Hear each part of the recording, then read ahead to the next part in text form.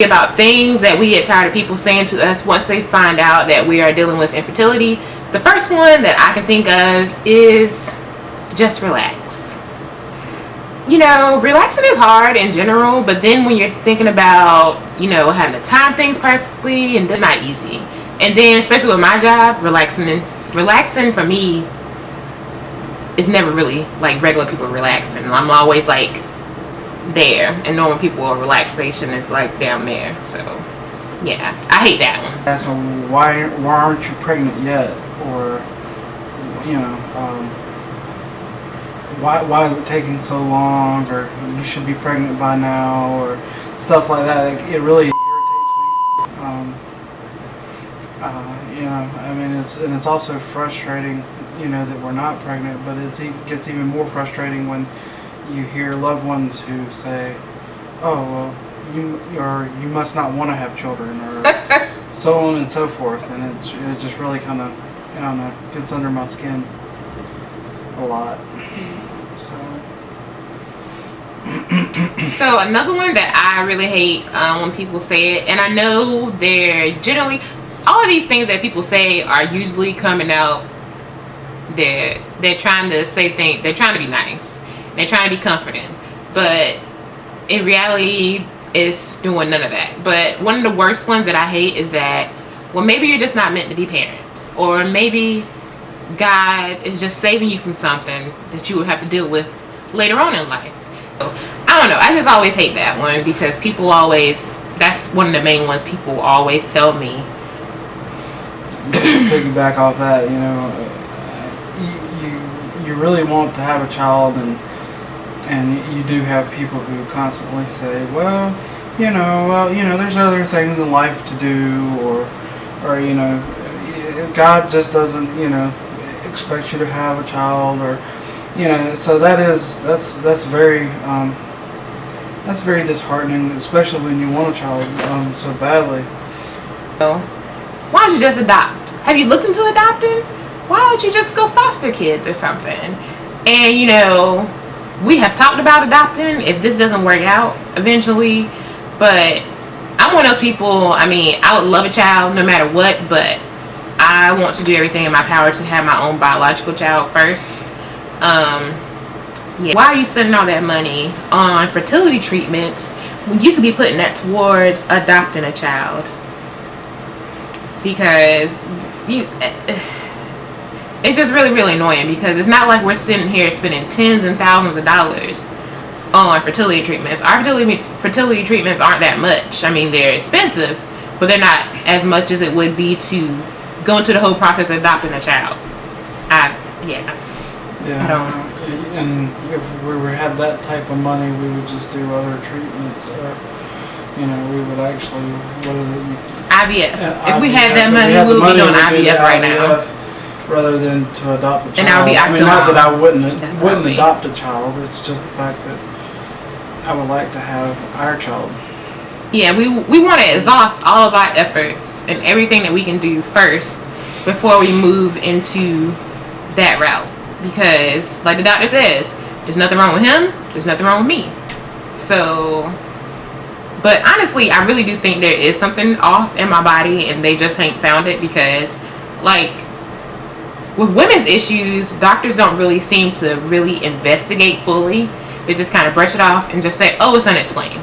But if a man had issues, they would do every little thing they can to figure out what is going on with him.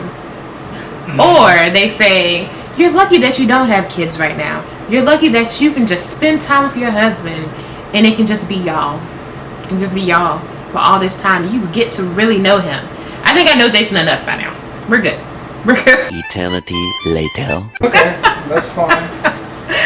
I'm not saying it like that. I'm just saying, like, you know, we've had a lot of time together just with us. Like, I guess it'd be like 5 years this month that we've been together. So we've had plenty of time, and we're not getting it. Sometimes people have to do medications. Sometimes people have to do all these procedures and surgeries and all this other stuff.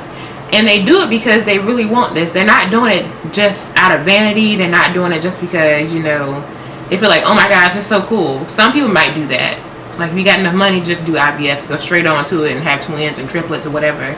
Yeah, you can do that. But normal people aren't doing that. Normal people are doing. I don't know. I've seen like videos where I guess I've seen videos where women think that all men have to do is get on and it's you know, do their thing and it just all happens. But you know, there's a lot of, especially when there's a lot of anxiety involved, it's not really that easy. Just to let you know, it's really not.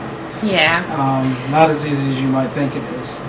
And there's a lot of you guys out there that will attest to that. So my anxiety shoots through the roof, and I don't know if that's helping out none or not, but I find myself getting more and more anxious closer to the time that we're supposed to test. And just like the other day, I was so worked up I couldn't even, because I was so worked up. It's been 3 years. It's been 3 disheartening years.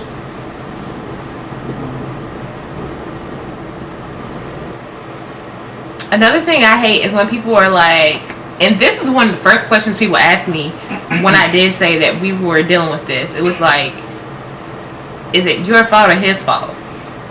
And I'm like, that's just so insensitive. Like, why would you even ask that anyway, unless you're about to give me some money to help solve the problem?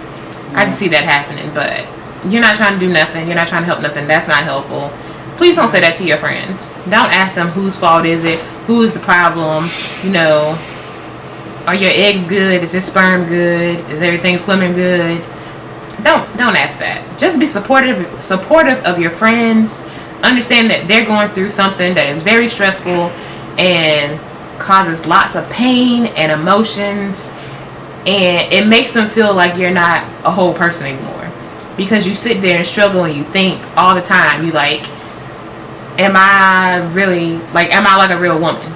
I mean, I understand I have all the woman parts and stuff, but I feel like, you know, me personally, I'm not saying this for other people, I'm just saying me, I don't feel whole because I don't have a kid.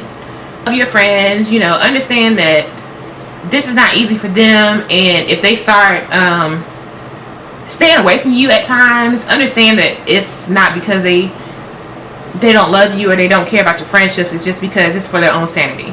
It's like me. We hurt a lot more because it was supposed to be like, you know, I was supposed to have a baby. It's just, I don't know. I just needed time to myself. Jason don't want kids anyway. It's true. There's certain people.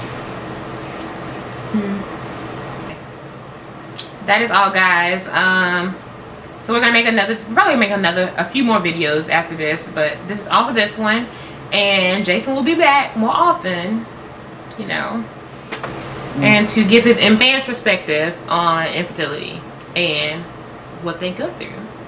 Like, you're constantly either wanting to cry or you're constantly